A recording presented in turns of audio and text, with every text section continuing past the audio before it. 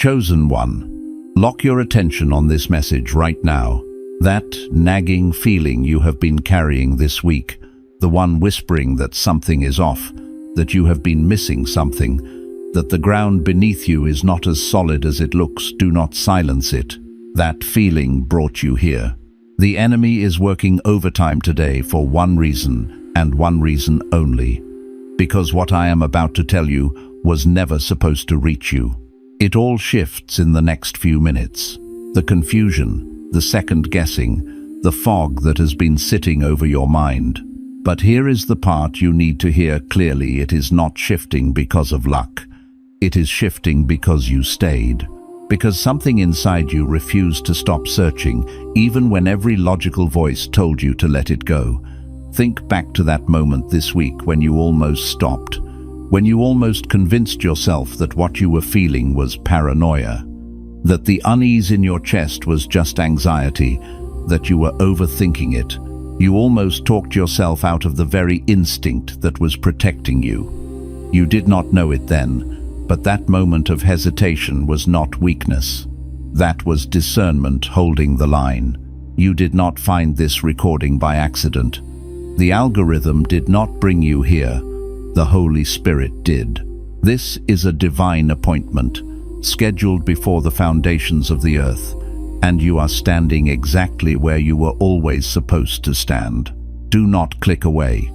Your future self is begging you to stay, because if you leave now, you leave before the deception gets named, and a deception you cannot name is a deception that keeps working.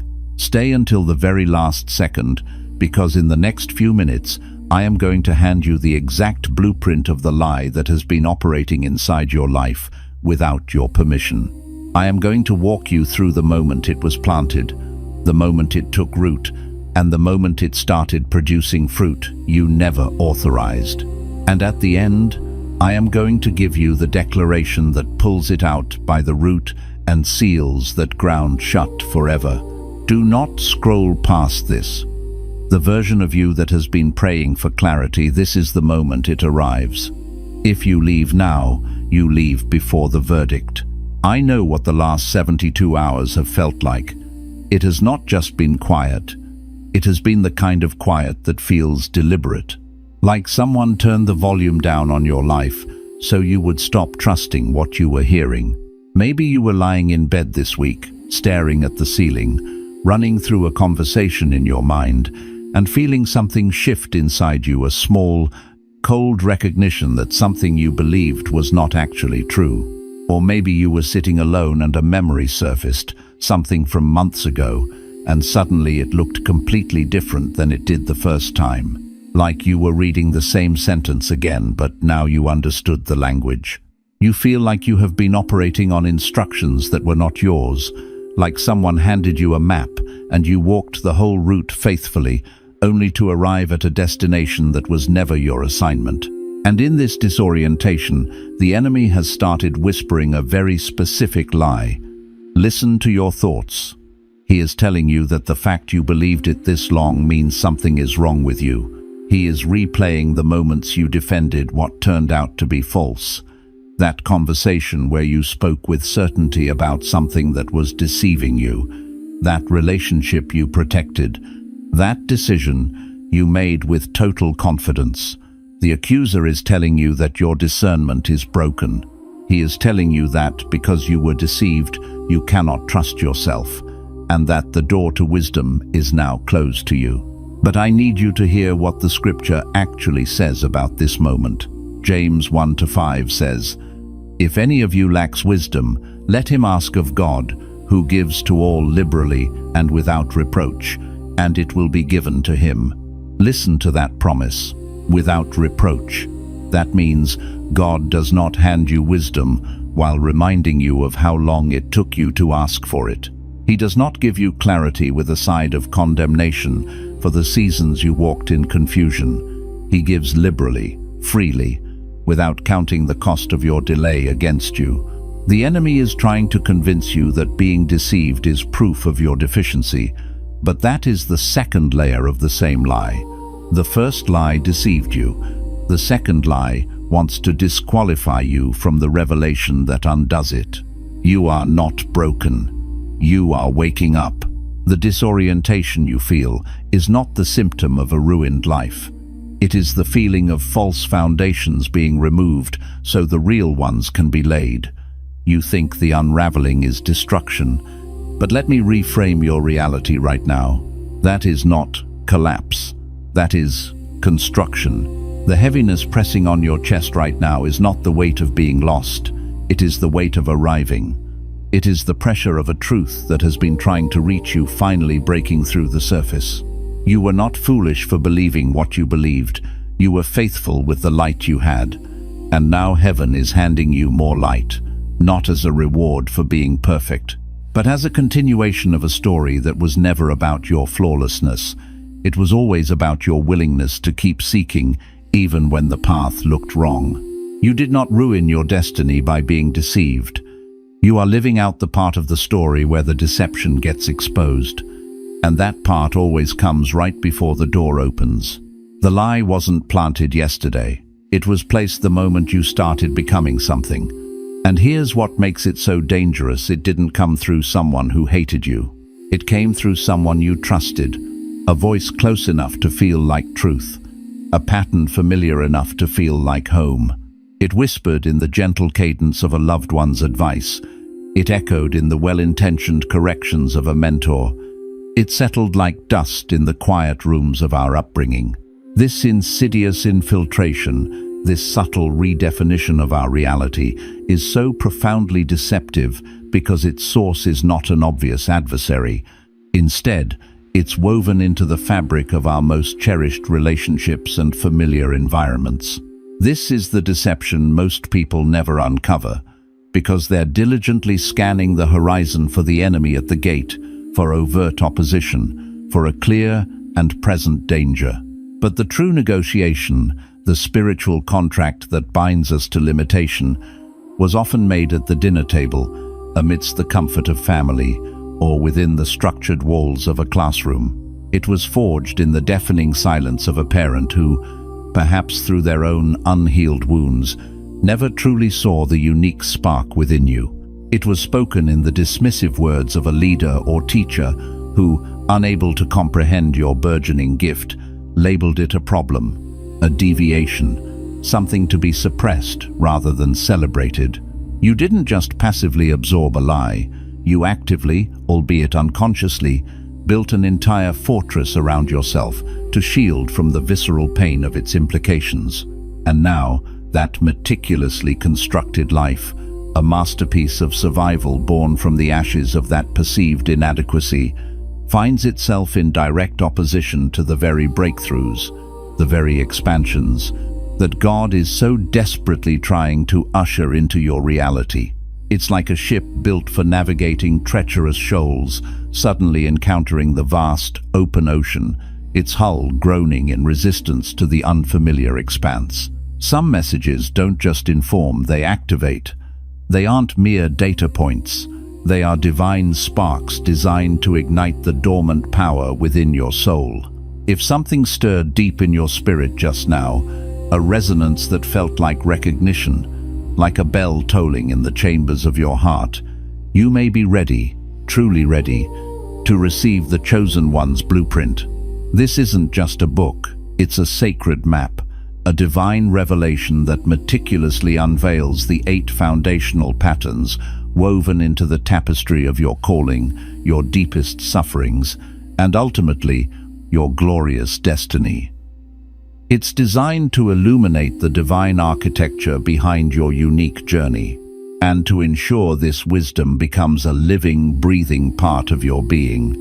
It comes with the full audiobook, so you can absorb its truths during your most sacred moments, during prayer, in times of rest, or in those quiet, contemplative pauses with God. Furthermore, for those of you who carry the weighty and beautiful assignment of speaking His truth into the world, you will also receive Activating Your Prophet Mantle, a powerful bonus ebook specifically crafted for those who are called and commissioned with a prophetic assignment. The pathway to this profound resource, this spiritual upgrade, is clearly marked. The link is in the first pinned comment, a direct invitation to step into greater alignment. But heed this carefully, for this extraordinary offer is available only for a limited time. Think about Gideon. Picture him in that moment of profound vulnerability.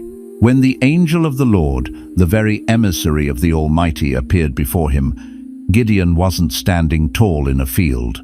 He was hiding. He was threshing wheat, a task of sustenance and survival, not in the open where the grain could be gathered, but at the bottom of a winepress. Imagine the scene. He's underground, concealed, attempting to extract value from the earth in absolute secrecy, desperately trying to salvage something, anything, from the clutches of the enemy who would surely seize it. He was deliberately making himself small, invisible, and in this subterranean refuge of fear, the angel of the Lord appears and pronounces, "The Lord is with you, mighty man of valor." Notice the declaration, mighty man of valor. It wasn't a description of what Gideon looked like in that moment. Hunched, fearful, hidden. It wasn't an acknowledgement of how he felt, small, insignificant, terrified. It was not a validation of the distorted self-image that fear had painstakingly sculpted and cemented over years of perceived failure. No. The angel of the Lord spoke directly to the unchangeable truth of Gideon's divine identity, to what God had already decreed and decided long before Gideon's circumstances took shape. But Gideon's immediate response wasn't one of awe-inspired worship or grateful surrender. It was an outburst of argument, a wrestling match with his reality. His first words were a question born of his confusion. If the Lord is with us, why then has all this happened to us? And that very question, that deeply ingrained confusion between circumstantial evidence and divine truth, is still the very query that keeps so many souls hidden in their own metaphorical winepresses today. They have tragically mistaken their temporary circumstances for their ultimate conclusion. They have interpreted the storms and hardships they have endured as irrefutable evidence that their initial hearing from God, their initial calling, was fundamentally flawed or even non-existent. But what if, just what if, the hardship was never intended as a judgment against your calling? What if it was always, from the very beginning, the crucible designed for your preparation? Because here's where this revelation dives even deeper, piercing through the layers of our doubt. The reason the adversary, the forces of opposition, dedicate so much energy and craft so many schemes to making you doubt your true identity isn't because your identity is inherently fragile or easily broken. It's precisely because your God-given identity is so extraordinarily dangerous to his dominion. Gifts, potential, and destiny under pressure have a profound choice. They either shatter under the immense weight, or they are sharpened to an unprecedented keenness. And those individuals who were always meant to carry something significant, something world-altering, are precisely the ones who will be pressed the hardest. This intense pressure is not a sign of God's absence or his displeasure. Quite the contrary. It is the hallmark of his meticulous design. He is the master architect, and the furnace, the fire of adversity, does not exist to destroy the chosen. Instead, it is the divinely appointed agent that systematically consumes and purges everything within the chosen that was never meant to survive the refining process. What emerges from that intense fire is not a damaged or broken vessel, but a being profoundly defined, sculpted by purpose, and imbued with an unshakable resilience. But here's the critical insight, the part that most people miss entirely, lost in the wreckage of their own experiences. You have, by all accounts, survived things that should have irrevocably ended you. You have navigated through storms that would have sunk lesser ships. And instead of interpreting these miraculous survivals as irrefutable divine evidence, instead of exclaiming, "Something divine must be protecting me, a higher power must be orchestrating events on my behalf," You have, in a profound act of self-diminishment, minimized those victories. You've rationalized them away, labeling them as mere luck, or casually dismissing them as, "It wasn't that serious."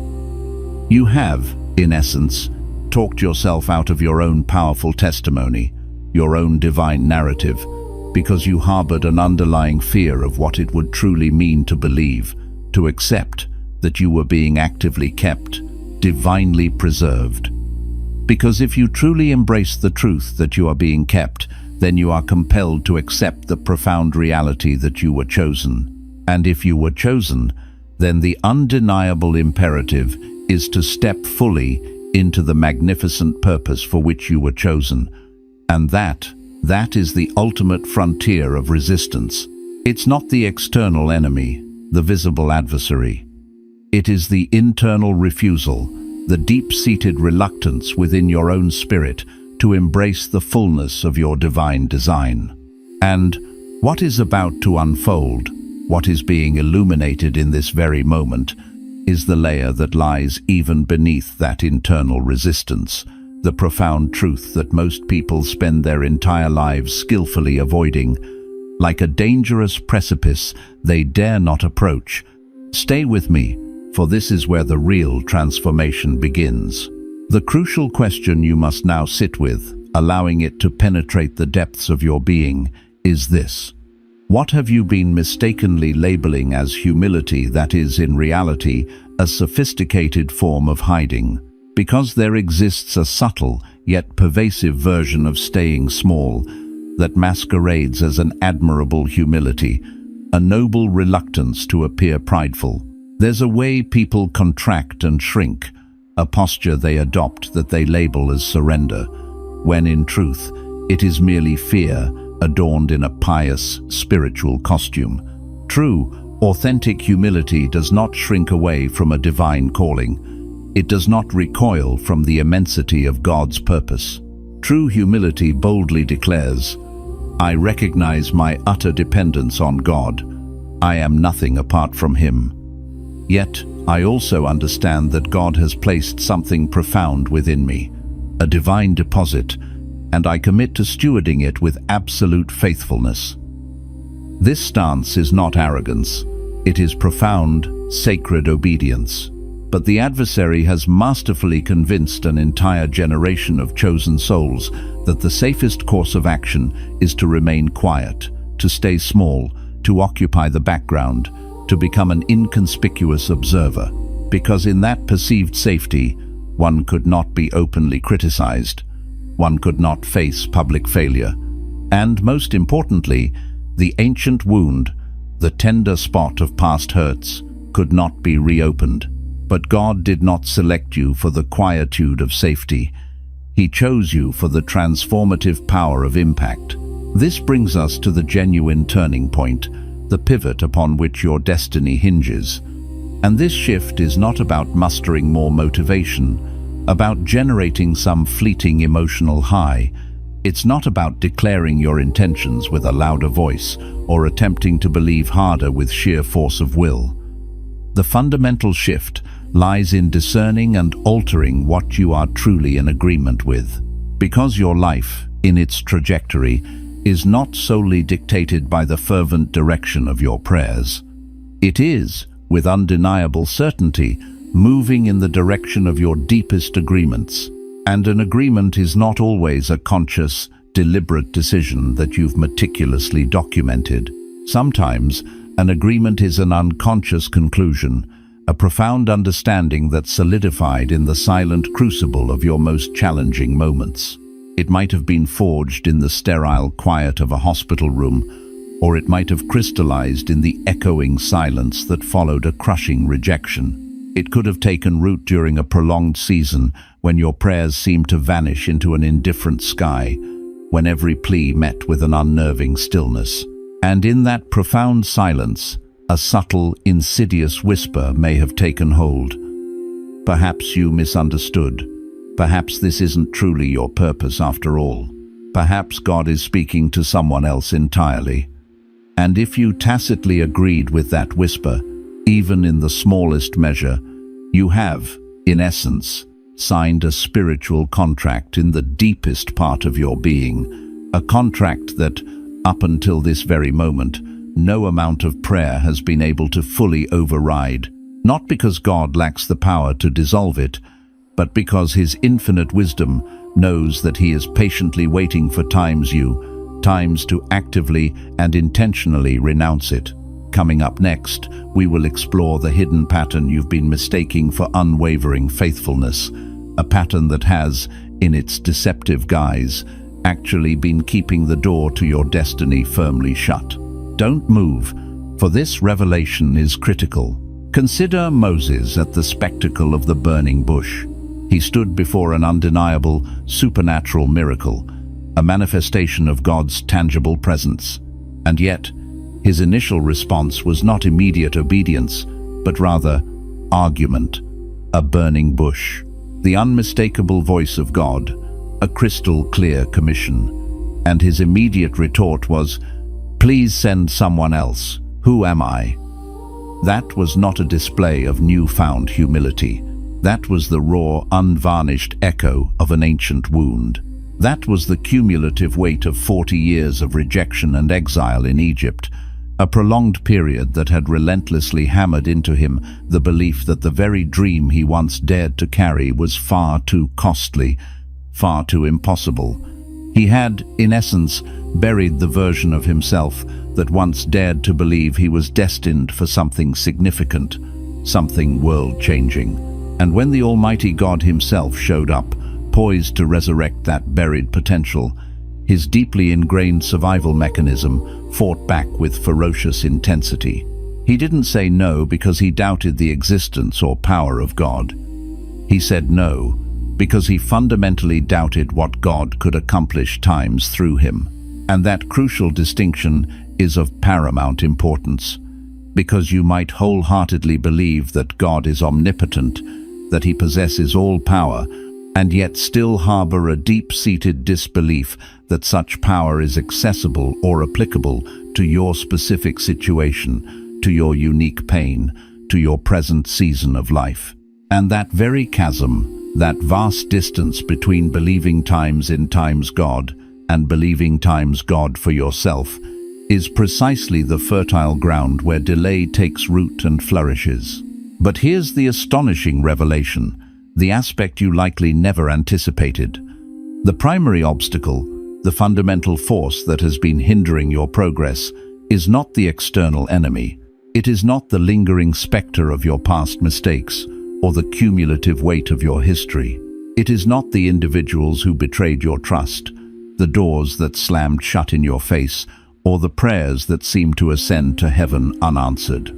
The singular element that is most profoundly blocking you is your unwavering loyalty to the specific version of yourself that your suffering meticulously constructed. Because that version, that carefully crafted persona, was instrumental in keeping you alive. That version was resourceful, constantly vigilant, fiercely guarded, and relentlessly self-sufficient. And crucially, it times worked. It was the engine that propelled you through unimaginable difficulties. And now, God is inviting you, gently but insistently, to release that deeply ingrained version of yourself. Not because it failed you, not because it was inadequate, but because, in the grand tapestry of your divine unfolding, you have irrevocably outgrown it. And there resides within you a deeply embedded resistance, an internal inertia that struggles to comprehend existence without the familiar weight of its armor. You have worn it for so long that it has become indistinguishable from your very skin. And the sacred invitation to lay it down now feels like an act of profound exposure, like stepping into a dangerous void. It feels like vulnerability. It feels like an unguendable danger. It feels like you are being asked to walk into the unknown without any form of protection. But what God is truly communicating is this: that armor served its purpose. It protected you for a crucial season. Now, however, it is actively limiting your capacity for the next, more expansive season. You cannot possibly receive a blessing intended for an open hand, while your fist remains clenched in a defensive posture. You cannot step into an enlarged territory, a vastly expanded dominion, while you remain barricaded within the confines of the small, familiar room that offered perceived safety during the peak of the war. And here lies the ultimate layer, the profound truth that has the power to reframe your entire perspective. The delay you have been so deeply grieving, the extended season of waiting you have lamented, was not a delay at all. It was, in fact, the process of cultivating depth. Every single moment you spent in the hidden place, in the quiet crucible of your soul, was not a sign of God's forgetfulness. It was the divine sculptor meticulously, lovingly, forming you. The years spent wandering in the wilderness were not a punitive sentence.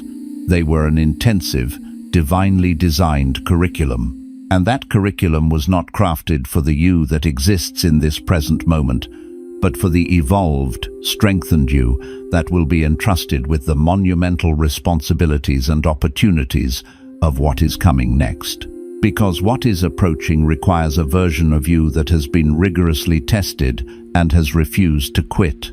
It requires a version that was profoundly broken but refused to succumb to bitterness.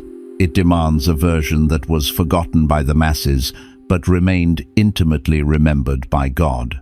It calls for a version that walked through the fire and emerged, not scorched or tainted, but with the very scent of smoke vanished, yet the indelible testimony of the flame's transformative power vibrantly intact. You were not delayed for a meaningless reason. You were intentionally, purposefully delayed so that when you finally arrive, there would be no room for doubt whatsoever. Not in your own heart, not in the atmosphere around you, not in the spiritual realm. That this arrival was undeniably the work of God, not mere luck. That this unfolding was a clear calling, not a random coincidence. That this moment was divinely appointed, not accidental. Now, with unwavering intention, place your hand upon your heart. Feel its steady rhythm, the life force that courses through you. And, with a voice that resonates with newfound conviction, speak these liberating truths over yourself. I release every agreement I made in the dark places of my past. I renounce every conclusion I arrived at through the crucible of pain. I release the version of myself that I painstakingly constructed as a survival mechanism, a necessary shield for a trial I was never meant to remain in indefinitely. I step out of the shadows of hiding and boldly step into my true identity. Not the identity shaped by the sharp edges of rejection, not the identity formed by the chilling grip of fear, but the pristine, powerful identity that God declared and ordained for me long before the foundations of the world were laid. I am not behind. I am not forgotten. I am not disqualified by my past experiences. I am actively being positioned for my purpose. And I hold an unshakable faith that what God began within me, He will most assuredly complete. From this sacred moment forward, I walk with hands outstretched, receptive and open. I move with a heart fully open to divine leading, embracing the profound understanding that my season of delay was, in truth, the very process that cultivated my depth. And it is this very depth that has irrevocably made me ready. I receive the breakthrough that was always mine by divine inheritance. I embrace the assignment I have been carrying, not as a burden, but as a sacred trust. And I will no longer shrink from the magnificent greatness that God has embedded within me, instinctively attempting to protect it from those who could never comprehend or carry its weight. It was never for them to bear. It was always, unequivocally, for this moment, for this purpose, for this destiny. I am chosen, I am prepared, and I am gloriously ready. If this prayer resonated deeply within your spirit, if it struck a chord of truth that vibrated through your very being, then do not let this powerful moment pass without taking a tangible step forward. The link provided in the first pinned comment is not arbitrary. It is a deliberate gateway, a divinely placed signpost. This is not the conclusion of the message. It is, in the most profound sense, the commencement of your next, most extraordinary chapter. Some messages don't just inform, they activate. If something stirred deep in your spirit just now, you may be ready to receive the Chosen One's blueprint. This sacred guide reveals the 8 divine patterns behind your calling, your suffering, and your destiny. It also comes with the full audiobook, so you can absorb it during prayer, rest, or quiet moments with God. And for those called to speak His truth, you'll also receive Activating Your Prophet Mantle, a powerful bonus ebook for those carrying a prophetic assignment. The link is in the first pinned comment, but only for a limited time.